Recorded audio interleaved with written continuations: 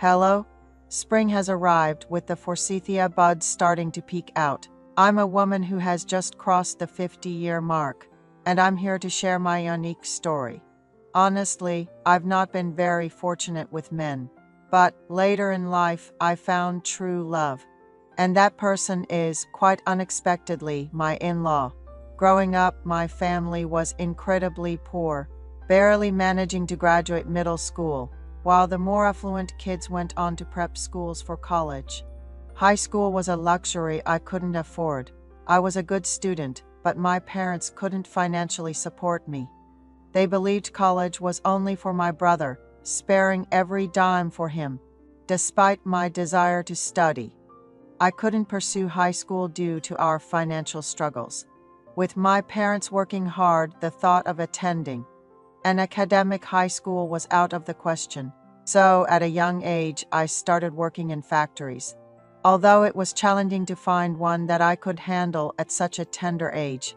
In middle school, I had a friend named Emily, who was keenly aware of my situation. She mentioned her aunt knew many people and could help me find a job. Eventually, through her aunt's recommendation, I landed a job at a factory. Working diligently alongside Emily, I soon turned 20. Emily had a brother and kept saying what a great guy he was, suggesting she introduce us.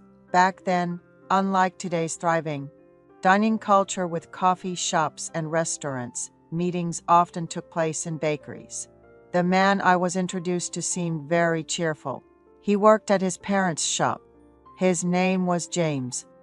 After introducing us, Emily said, "You two get along. I'll head home," leaving us alone. James asked, "Sophia, do you like driving?" with a voice as small as an ant's. I said, "Yes," to which he replied, "Great, let's go for a drive outside." James had brought his father's car. At that time, I had never ridden in anyone's car. My entire commuting experience was limited to city buses, and though I dreamed of saving up for a train trip, I hadn't even been on a train. Thinking about it, I was extremely poor. James drove skillfully, suggesting, "Shall we go see the ocean?" I knew I should call my parents, but I thought we would just go to a nearby beach and return the same day. Without contacting my home, I got into James's car. However, he headed towards the sea. When I asked why we were going so far, he said he wanted to take me somewhere with clear sea water and watch the sunrise together. I was naive. First, we went to a lake. "Let's take a look at the lake," he said, and while holding my hand, he looked into my eyes and said, "Let's make this work." Do you understand what I mean? My heart started racing. After meeting up after a Saturday morning shift, and as evening approached, we arrived in Monterey, leaving me anxious about when I would get home. James said, "Don't look at me like I'm some kind of bad guy. We're starting to see each other from today on," to which I replied a bit shyly, "Actually, you seem really approachable, James. I think we'll get along well." As the day turned to night, my stomach grumbled loudly. We ended up having dinner at a nearby restaurant. When I mentioned it was time to head home, he said, "I'm too tired from driving, it'd be dangerous to go back now." Thinking of my strict parents, I wanted to call them, and he waited with me by the payphone. "Mom, I'm out with Emily, her brother and a friend. We're over at the East Coast. We'll stay the night and come back tomorrow." I lied, sensing my mom felt reassured knowing I was with Emily. It felt like the first time I ever lied to my parents. I used to hand over all my earnings from the factory to them, saving just a little for myself. We got through that. James suggested, "How about we take a walk on the beach tonight?" The evening was thrilling, and we ended up booking a room on the spot, an experience straight out of a drama. It was the first time I was alone with a man. James looked at me with warm eyes and asked, "You trust me, right?" I nodded without saying a word. That night, I became James's girl. We barely slept until dawn. Leaving the room in the late Sunday afternoon, the landlady entered the room. We had used, muttering, Looks like I've got some laundry to do," as we just smiled and walked out. From then on, James would pick me up after his shifts at the factory. We saw each other almost every day. He was learning wallpapering and even took up painting. During our sweet romance, I once had a meal with my friend Emily. She remarked, "Looks like things are working out for you too," a comment that lingered in my ears. Why would she set us up and then act jealous after that? Emily started to intrude more on our dates, and they began sharing stories without me. Since James was a friend of her brother's, and they lived in the same neighborhood, they had many shared memories.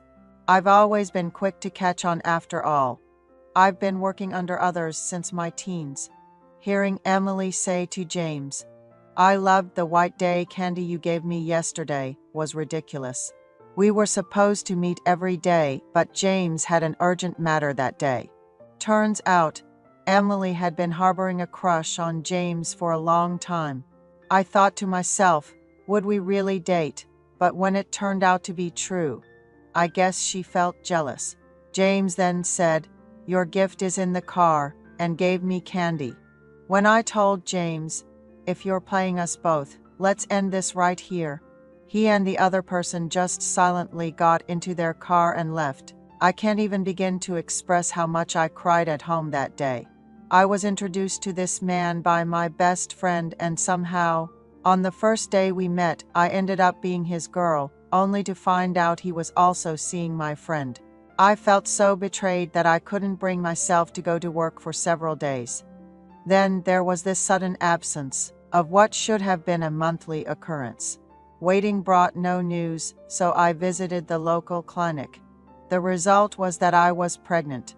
Seeing the vigorous heartbeat of the baby gave me a new sense of hope. I didn't reach out to James. I completely cut ties with Emily as well. With my parents' support, I raised my daughter. She was incredibly smart, perhaps inheriting it from me. She could do addition at a very young age, and if you taught her one thing, she'd learn 5. Eventually, I was introduced to a man by someone I knew. He was an older, wealthy man who had lost his wife. He felt for my situation and was eager to marry quickly, wanting to raise my daughter together. Fortunately, we got married before my daughter started elementary school, marking my first official marriage. His children were all settled and had been provided with enough to live comfortably. My daughter never missed being at the top of her class in school. She was my everything, my hope. During these happy times, my husband was diagnosed with cancer, not long after my daughter got accepted into a prestigious university. He was an older man but had always been in good health, so it felt like a bolt out of the blue. He left us a substantial inheritance before passing away in front of the whole family, without any disputes over his will. Our daughter, having been an exemplary student, deeply felt the absence of her father. I promised her, "Let's only hold on to the good memories of Dad. Let's try to be strong." I never expected what happened next. My daughter got a job at a major company and brought home a man after about 3 years, saying he was a new recruit in the same department. He was 2 years younger than her, but seemed very upright, and I heard his family background was good. My daughter dated him, and 2 years later, they were planning a wedding.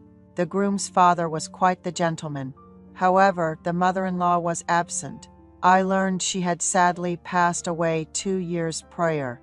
We exchanged contacts since we had to proceed with the wedding. Without a spouse on one side, the kids, being busy with work, suggested that if there were decisions to be made by the adults, we should communicate comfortably. Amidst the busy wedding preparations, I received a call from the groom's father wanting to discuss something about the wedding. We met at a cafe in the afternoon to talk it over. He was quite the gentleman about it. That day, we decided to move from our casual chat to grabbing a drink together. Since the trendy bars frequented by the younger crowd weren't an option, and my daughter was away on a business trip, I invited them over to my place. My in-laws seemed a bit hesitant, wondering if it was all right to come over. My house is always spotless, thanks to the daily efforts of our cleaning lady. So I reassured them it was fine.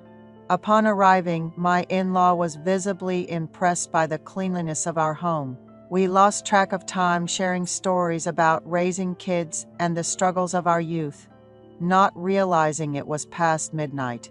I offered them to stay in the guest room if they didn't want to head back home late, and that's when they hesitated, asking if it was possible for us to find comfort in each other's company, given our shared loneliness.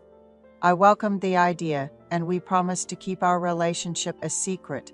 My in-law turned out to be quite the catch, healthy, masculine, and incredibly charming, to the point where I wished I could see them every day. After our children got married, my in-laws started spending more time at our place, almost like we were newlyweds, while our kids lived in their own homes, visiting only on weekends for meals. One day, we even joked about meeting up all together instead of separately.